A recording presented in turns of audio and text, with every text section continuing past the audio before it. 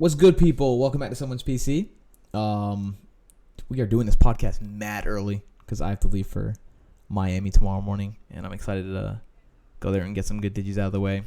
We had a quite the exciting weekend of Digifest in Arlington, Texas, and I heard it was an absolute shit show. So I hope the people who went there had a good experience outside of round 2 starting at like 1 or 2 p.m.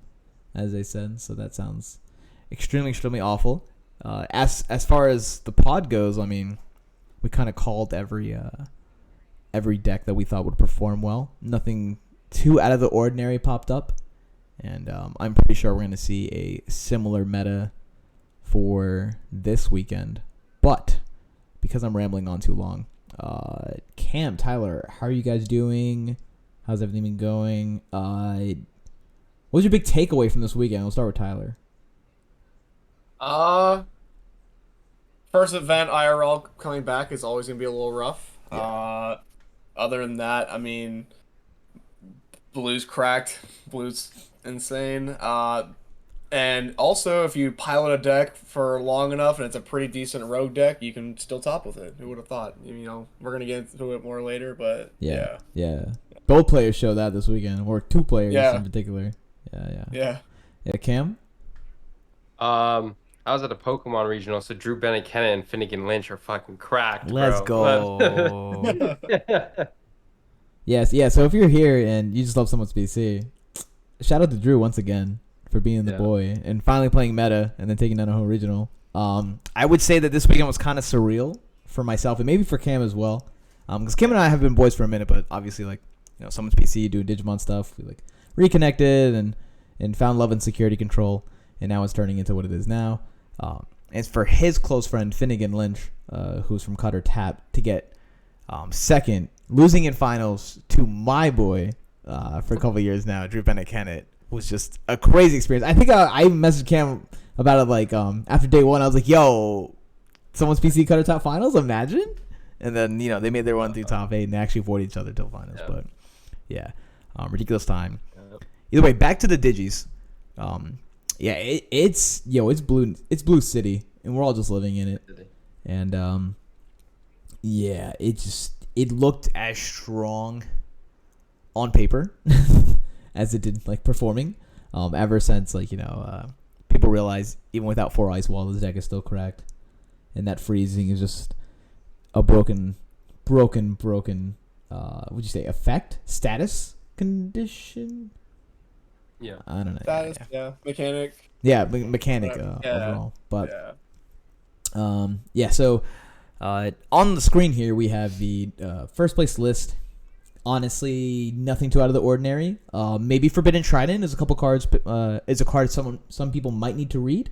And then the 2 Azulongmon might be the new norm from now on.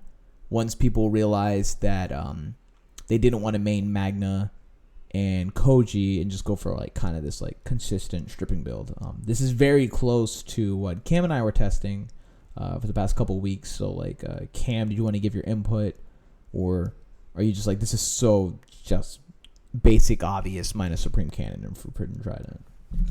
Yeah, I think like this list 4 of both Madoki Beta and Siako, pretty standard. I think everything is pretty standard. Just a few things. I believe in his interview afterwards, he just teched a little bit for the mirror because that's what he was expecting most of. Mm-hmm. That makes a lot of sense. I think Kendo, Garurumon, Forbidden Trident, Supreme Cannon, 3 ways where you can kind of bounce back, opposing Digimon, opposing like the Siako, Madokis, Bokos. It's just those little things that'll get you over the edge in the mirror, right? Mm-hmm. So if you can have that advantage in game 1, you that's great, and then you just kind of outskill them in one of the next 2 games. I mean, this is kind of standard for Blue. I think the 2 Matt also kind of coming in, we'll probably see 2 or 3 of, where it was probably at like a 1 of before. Mm-hmm. But Blue just being Blue, man, and just slowly refining the list is scary. Yeah. This is like this champion rush idea with the game-ending Azulon top end is just kind of absurd. Tyler, how do you think about like the 2 Boko? Do you think everyone's going to keep copying that, or like you kind of felt like that was where the meta was going in the first place.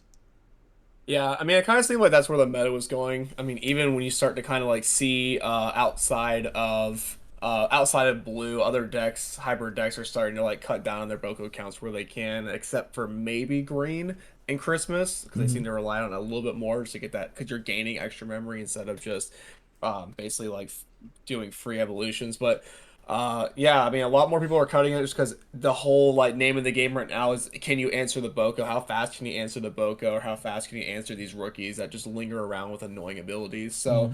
it seems like more people where they can cut it, especially like I think in like Blue and Cherubi can afford to cut.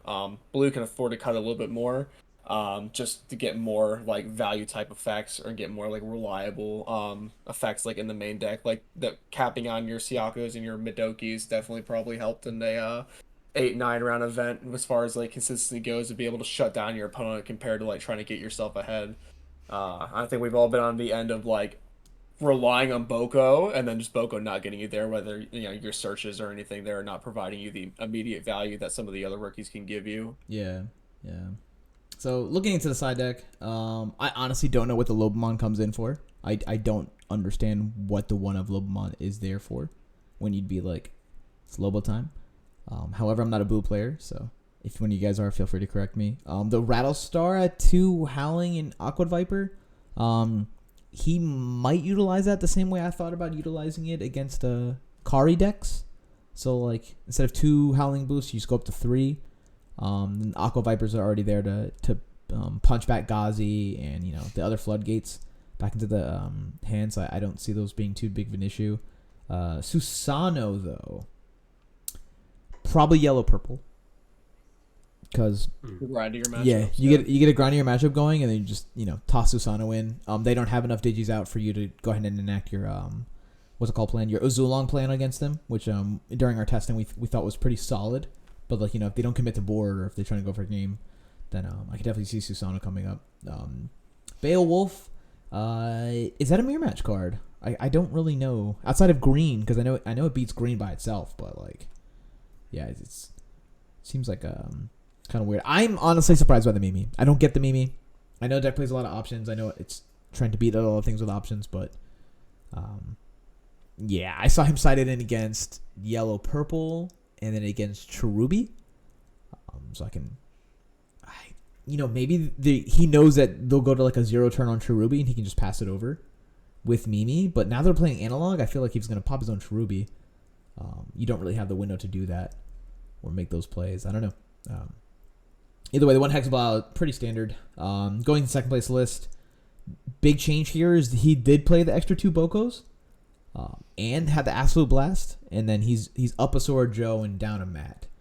And I did not watch the finals because I'm not going to watch a blue mirror, and it just seems like not my kind of thing. Especially since I don't play blue. If I did play blue, I'd be like, all right, this is where I'm living for the next couple days. But main deck Absolute Blast, I don't know how to feel about it. It's pretty much for Dynus, right? Just to get rid of that thing, close out the game 1. I mean, might be nice to have your opponent's probably also not going to be expecting it game 1 with their Dynus, so they're like feeling pretty comfortable sitting there, and then you're like Absolute Blast. Oh, yeah, damn. Yeah. Like you got a dog. but then I mean yeah, I guess so because you're gonna get Sora Joe value when they have their Dynus and they're just sitting on it, and so you're going to be at 5 or 7. If not, you got Hammer Sparks going to get you there. Mm-hmm. And yellow, like I mean, I guess they have the Gazis, but like you have ways, I guess. Gazis, Gazis only stop Spark, but they don't spot the Sworjo and Matt, and then yeah.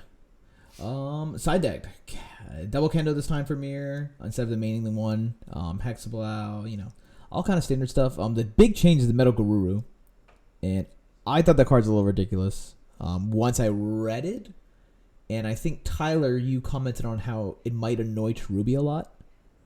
Yeah, there's a lot of options to be able to just answer the rekeys or answer the Truby itself with the Metal Guru, which can just swing the tempo like heavily back in your favor and kind of take away any like tempo plays that Truby can have. And Truby is built on the whole Truby explosion. So if you just throw that to the bottom of the deck, that's just you also like lose the inherent abilities and stuff too that you would get from it, and it's just that's just Yeah, super annoying. yeah.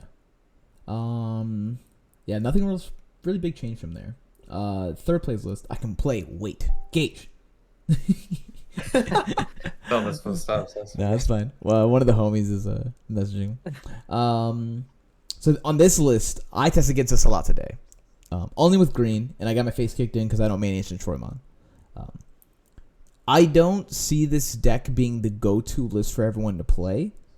However, I liked it a lot while playing against it. And by liked it a lot, I meant it was very, very frustrating and annoying and very fast. But it seemed very, I wouldn't say high roll, but like he was missing a level 4 hybrid a lot of times when he needed to see it. And I think that's because you go down the hybrid count, right? It's like only 4 of the little bear and then 2 Kirikaku and then 2 Kendos, as opposed to the other list, which would then have 4 of each and then 2 of the Kendos sometimes involved. Yep. Or else maybe he's just whiffing it. Either way, I just felt like I wasn't getting as much hybrid pressure against this version as also the previous one. A lot less tamers, right? As well. None of the mats. The Koji plays were absolutely insane, and then he also Animon me for a game like 3 or 4 times, I believe. So it was quite an absurd list, and I really liked it. I just don't see this being the go-to one for people to play. And if I piloted this kind of list, I might understand the blue matchup and why it's rough for him, because we know he did lose to one, but it could have been close, and I just didn't watch stream. I don't know if any of you guys catched it to see how his games went, because we were playing our locals on Sunday, and then you were at Pokes, so I don't know. I kind of caught it. Like, I didn't see what happened there, but I just saw the few times I was like skimming through the match that Hamimon did seem to come up a decent amount. And it's just really nice as that extra swing when your opponent's like doing the math and like, oh, you don't have it. Yeah. And then all of a sudden you're like, surprise, lethal. Side deck, it's just these Rattle Stars, Forbidden Tridents, Mechanori, and then there's a double the Metal Garurumon. So similar stuff. Yeah, a lot of the same old stuff. Okay. This will be into your guys' territory, cause it's purple. And Tyler, man, how do you feel about Ying making his run, man? It's sick. I mean, it's definitely sick to see Loop get so far, or get Lilith, Toolbox, whatever people want to call it now. Like, it's nice to see it get so far in a format that's so widely dominated by blue. Because I feel like I have not put in nearly as many games as he's put into this meta with Lilith, but from the games I have put in, blue seems very rough. Like, both variants of blue that we've kind of gone over so far, the freezing variant and just like the aggressive like Magna variant, both feel very rough for Lilith to kind of get ahead, and especially people capping out on the Madoki betas. Like, it's definitely clear here his adaptations to trying to have as maximum amount of hate as he can fit in the main board to just killing off the level 3s is there. And maybe he just, was able to reliably get there. But yeah, definitely a good run for him for sure. Yeah. I know you pointed out earlier the no mat thing. That's honestly, looking at it now, it's kind of absurd. I don't know how he wasn't just choked at one every single turn off of a floodgate. But yeah, I mean, hey. I mean, once you kind of get the ball rolling, I mean, you are able to put on like enough pressure where your opponent kind of has to invest more memory to kind of like keep up with what you're putting out. And then, with the Eismon package and the Cerberus, you are able to get the Jack rates online really fast, and the analogs kind of get online pretty quick as well. The Nidhogg's help with it. So as long as you're able to stop the Madokis from being on board early, then you can kind of get going. Also, that like, I did pilot this similar style list recently, like once I saw it, just to kind of like see how everything flowed with this the consistency of the list. And it definitely seems fast enough for sure to hang. Like, if you can hit, like, the deck is like very quick. Faster than it's ever been as far as like being able to put on the aggression and do like a lot of checks early. It's just, Good on him, man. He definitely had to like know all the little nuances to like push like his advantages when he could to like secure a lot of his games. Yeah. Side deck was the Avenge Kidmon, which is just anti 3 Musketeers. Neo Devimon, I've seen a lot of other Digifest they would do like YouTube interviews afterwards, and they're like, yeah, the Neo Devimons were kind of dead, like throwing that hard 7 out against blue, they're okay with paying it, and then they're just gonna feast on that Neo Devi the rest of the game and getting value off of Sora and Joe. So I see like slowly but surely getting pushed out.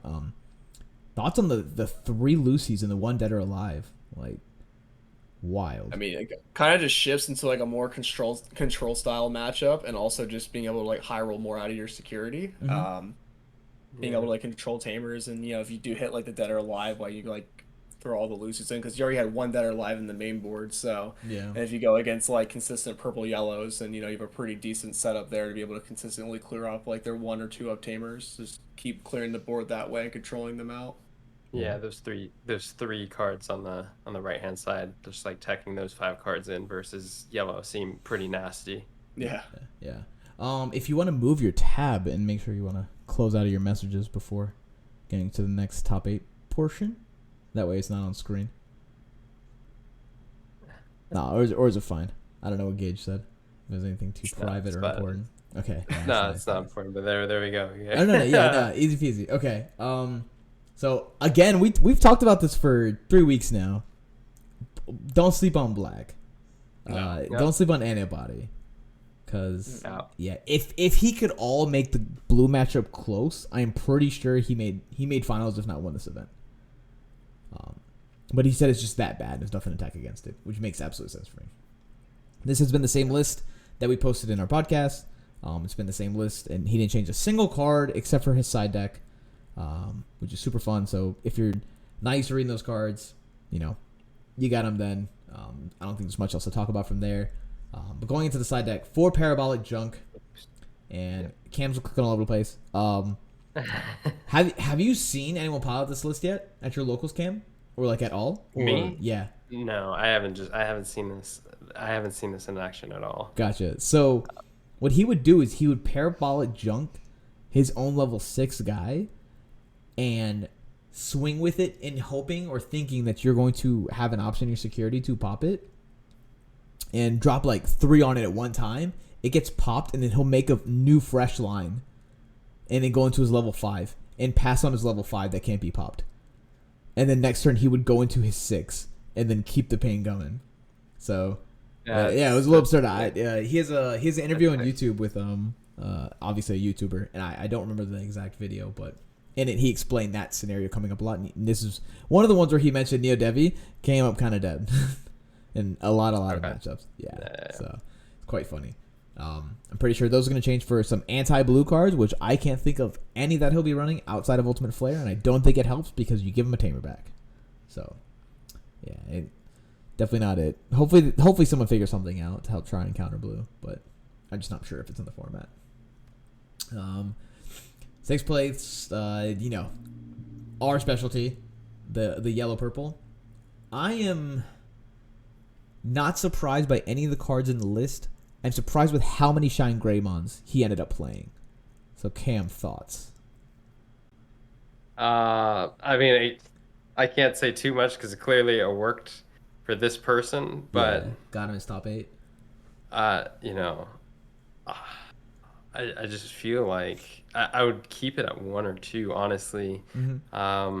I mean, I guess it allows you to be more proactive against blue and not rely as heavily on fours, which can be nice. Like you're activating a body, you potentially have security attack +1 with Rise Greymon. Most of the time, like they don't have much to get over that Shine Greymon. Yeah. So, I mean, I think that might be where because you can clear with Shores, right? And then just when the games where you didn't have Shores, that's when you struggled. So maybe like having 1 or 2 Shine Greymon is needed if this kind of champion rush blue is what becomes a majority. New meta, the majority as Yeah. well. It's like it's just purely 60% of the decks in the room blue, that kind of stuff. Yeah. Tyler, there's no more Wyvern's Breaths.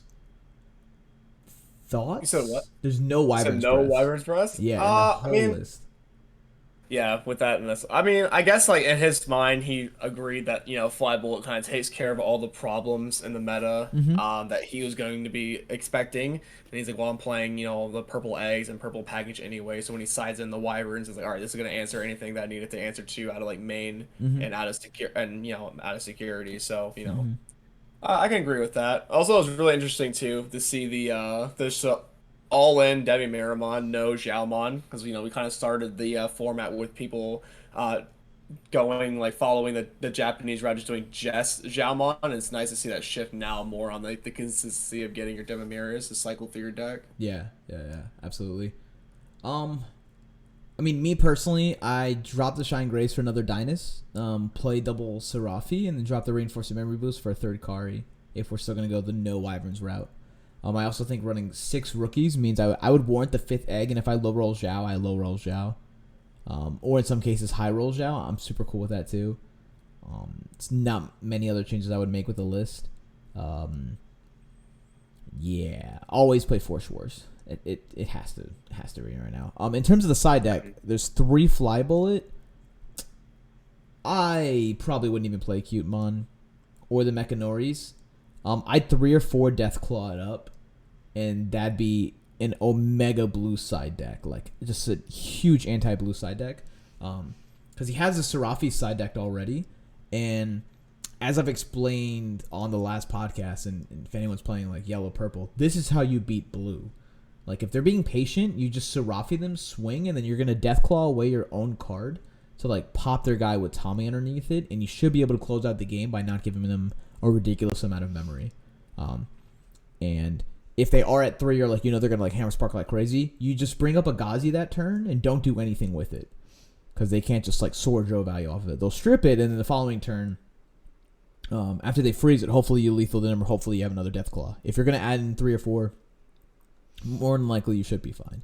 But clearing your guy from getting frozen while having the ability to keep it going up until level 6, Dynus, Serafi, or Kazuchi, any of them, they just, come into play, get their value, do their thing, get out with a Deathclaw, and you should be fine.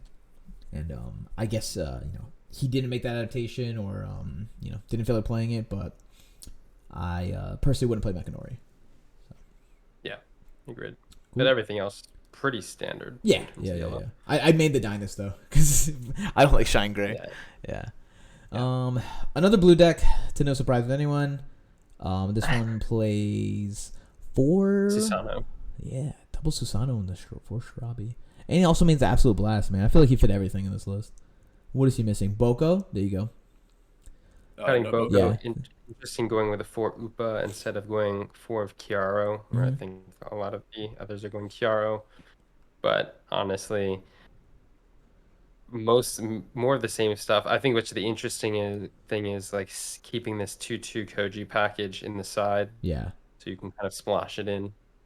When needed, and then people don't think you're going to Magna, and then you end up Magnaing. Yep. And then 8 is literally the same thing, but with Bokos. Yeah. I feel like. Not a lot of diversity we're getting here. It's like, what blue stuff are you playing here? It's like, oh, yeah, playing this one. And he sided 2 extra Madokis. Interesting. But maybe Madoki throws the matchup that hard over Hammerspark, so they just can't make a big play.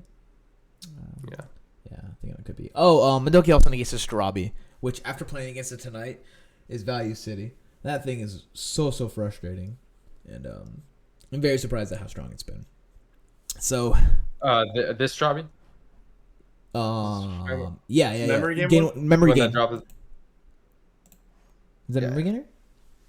No. This is the one that drops a Koji from hand without playing. No, there's another one, Inheritable. It says, I think it's when you strip a card or so you have a hybrid when you're attacking. Yeah, if you have a hybrid when you're attacking, plus 1 memory.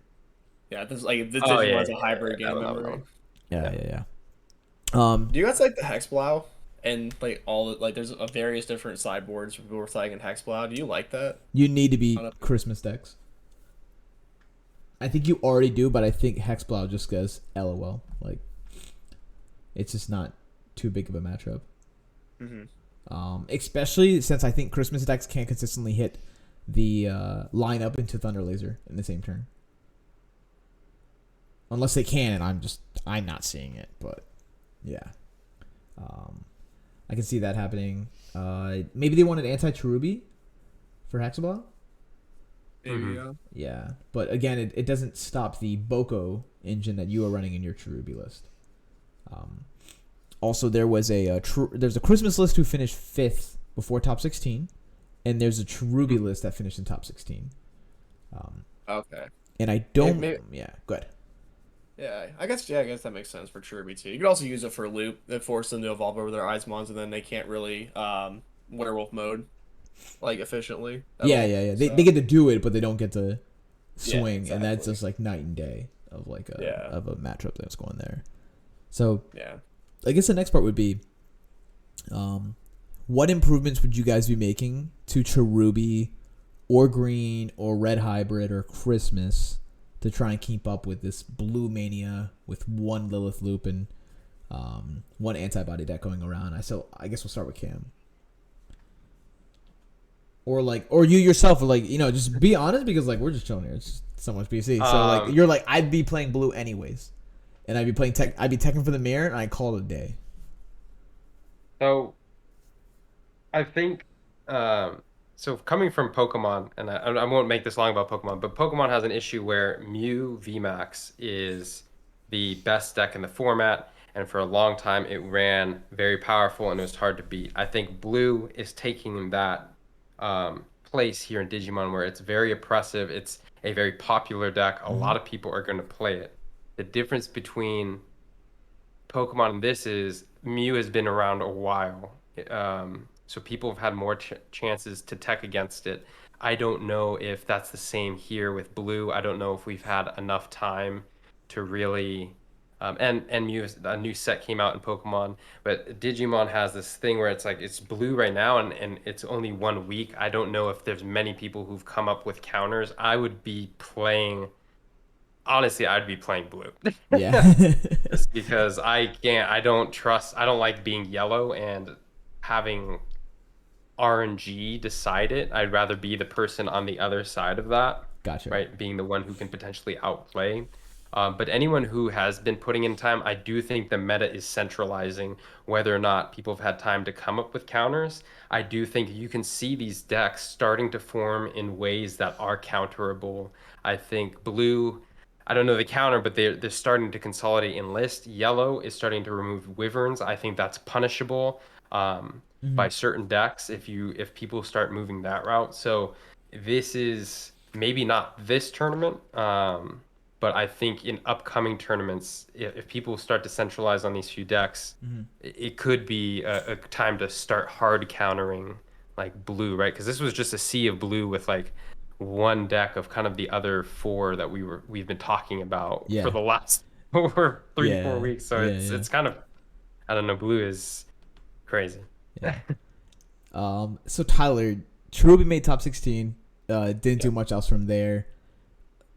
If you're playing this weekend, are you on Cherubi or are you on Loop like Ying was, or do you think Ying just has it so mastered? You're like, I'm not even playing on that field.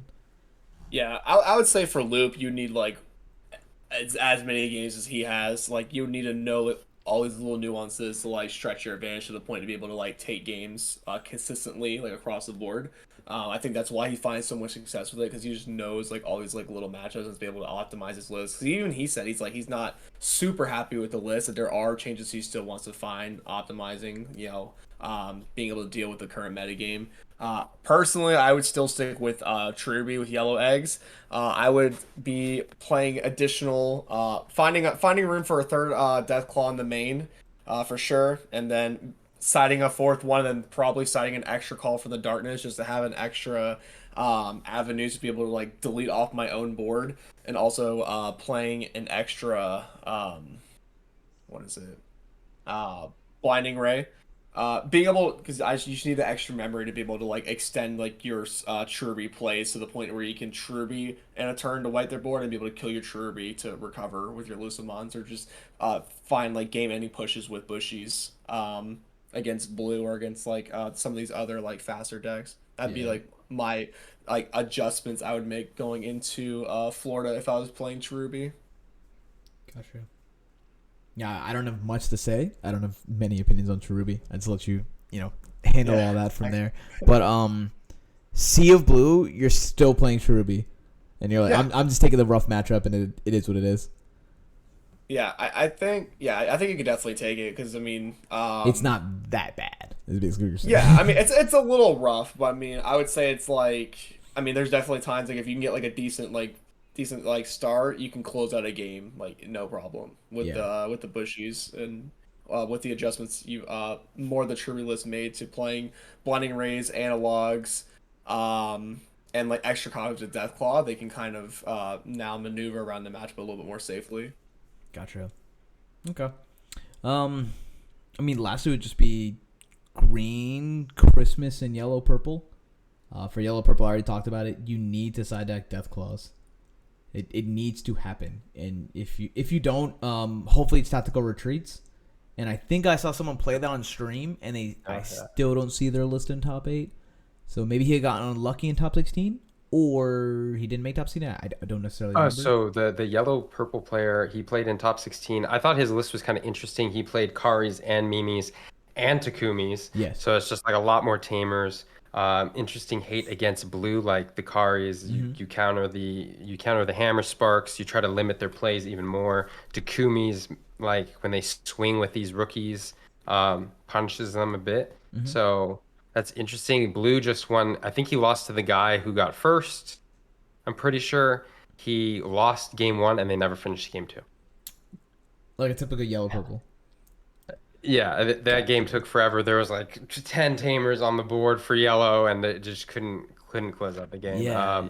I think he also played Holy Flame because the blue player, even though he had like there was no way the yellow player could win, he tried to style on the yellow player by like winning on turn 3, winning on the last turn of time, even though like he had already won. Yeah, and then he swung with a Zulong, I think, and then hit a Holy Flame, and it ended it. That from happening. So Holy Flame is also an interesting like tech. Yeah. As well. It seems like he turned it into like a setcon I'm waiting around kind of list. Yeah. And like doing anti, and then in doing so, I mean we've already experienced it before. It's really hard to pilot past good players, with that kind of like deck, like that kind of build of it, where like if yellow's sitting back like relaxing, then like the good players who will be showing up more so than in Texas, like there's going to be more names in Miami than there was at Texas that there are going to be problems, and they're going to be playing blue because it's the best deck in the room, right? And so like if Takumi's and all these couldn't close it out, I mean I don't know. I don't think Takumi helps all that much. I think Kari's decent, but I think it just comes down to if they freeze one of your guys on the board, you can't let that happen, which means Deathclaw tactical retreat should be to get you out of there. And at a point, there is such thing as playing too many defensive cards, especially in a game that has Susano now, where we're not decking out. Where our deck out is just, I'm playing my Susano first, you have yours in response, and then I play a 2, or you play, that, or maybe got tucked into security because of TK or Zoe or something that you couldn't even get it out. So, it's definitely a couple of scenarios come up. I mean, that's coming from the guy who's like, I can only get top 16 and can't get much higher than that at the online regionals. Like, I know how it is. Like, you can cheese a lot of people, you can high roll, you can destroy the bad players, and then you go against like the one guy or 2 people who are like really good, and you're like, damn, they can just outplay me here. And then you have to fall back to yellow purple mirrors in the middle of the tournament, like during the tournament, and people are playing slow decks. You go into the mirror match. I think there's some things you can do for the mirror, but it's not significant enough where you just feel like you're at a significant advantage compared to your opponent outside of third Susano. So if you're sitting there not decking each other out, you can kind of play into a big play. And compared to a lot of the past formats where I feel like those matchups, you can definitely outplay your opponent in the security control mirror. This doesn't feel as good in this format. No, not at all. It's kind of like Jet Selfie, send it and go from there. Yeah. Okay. I mean, lastly would be green for me, and yeah, I'm loving green. I'm so excited to play in this tournament. I think if you are comfortable playing green and want to pilot it, this is definitely the tournament to play it in. I'm so undecided on like 5 different side deck cards. I can't even begin to explain, and I don't know if I want a main deck memory booster. rookies in their place, but I think green has a place in this meta. I think the way it's sculpting green is definitely going to be able to keep up with everything. It just takes a good list, and then someone who actually feels like giving it like effort to pilot. But yeah, I mean, there's not many other color decks out there to experiment with unless you want to go in with a significant disadvantage. And yeah, I mean, I think we already know what we're all playing. I'd be playing green. Cam, you playing blue. Tyler, you go with Cherubi. There's not much else to discuss. So I would play green if I had more reps with it. I think I ordered all the cards, but I just wouldn't feel as comfortable, right? Yeah, absolutely. I guess the last thing to discuss would be if you're playing blue, how much of the main deck tech goes for mirror? Like percentage wise, how much do you think we need to get it there? So he has Trident, he has Kendo, and he has one Supreme Cannon. Do you keep it at that? Do you push it even further, or do you just copy paste the list, call it a day, and you don't really care if the other person knows your list because it's blue mirrors, and just draw into your tech, and hopefully you're going to be able to outplay your opponent. I think you start at this at the very minimum, and then if you really want, maybe you tech in even more just to have the advantage, man. Because I would expect to see this list a lot. A lot. Yeah. If you're at Miami. Tyler, what play would you making? I'm still making the Cherubi play. Oh yeah, no, I'm saying like for blue mirror. Blue mirror? Yeah, how much do you think these blue decks are gonna be teching in main for blue mirror? A lot. Do you think they're probably just gonna copy and paste it, and they don't believe in their own abilities to try and be unique? At least getting through the Swiss rounds at the beginning. I just have to think people are gonna copy and paste, but give me my top and get me out. Yeah. And then call it a day. It'll be like in Pokemon, the Mew list that one, and then they changed 2 cards, and they're like, okay, I added a little more of this because I'm expecting this. I expect the same thing from Digimon players. Like, I'll take out these 2 cards I don't like and add in a little more mirror hate or some shit. These 2 cards were insane. It was so good. It's super useful. And next time it's absolutely useless in a particular matchup. All right. I mean, that's all we got. Any final thoughts? Good luck to everyone going this weekend to Miami. If you're there and want to say hi because you're a fan of someone's PC, I'll be very surprised because we're not that big in Digis yet. But either way, I will say hi back. Final thoughts from me. No, I don't like side decks. Yeah, I guess we can discuss that. I love mulligans. Yeah. Mulligan's super neat to stay. I've seen people on the fence about side decks. Cam, you now said you don't like side decks. Because I think I just like meta diversity. I like being able to come in with a rogue, and I think side decks make that less likely to happen. Not impossible, but just harder to do. Yeah. I believe your exact wording was the good decks get stronger with side decks. And rogue decks not in particular, because they're already built in main to try and counter the main the meta out there. But yeah. Tyler, side decks? I'm indifferent. I mean, I don't love it. I mean, it's nice, but I don't know. I wouldn't be mad to see them go. I mean, I definitely like the tournaments where it's the story goes of the person that wins or people that top just made really solid main deck decisions, and then that kind of just carried them through a tournament, making the correct meta read, making the correct calls and their deck building overall in the main deck. So I would say I'm a little bit against siding, but we'll definitely see how it goes after these fests if they decide to keep that. As long as they keep mulligans, that's all I really care about. Yeah, I love side decks. However, I don't necessarily care if it stays or not. If it stays, I'm super happy. If it goes, I feel nothing. I'm like, oh, all right. There's nothing lost. However, if we lose mulligans, not down. Yeah.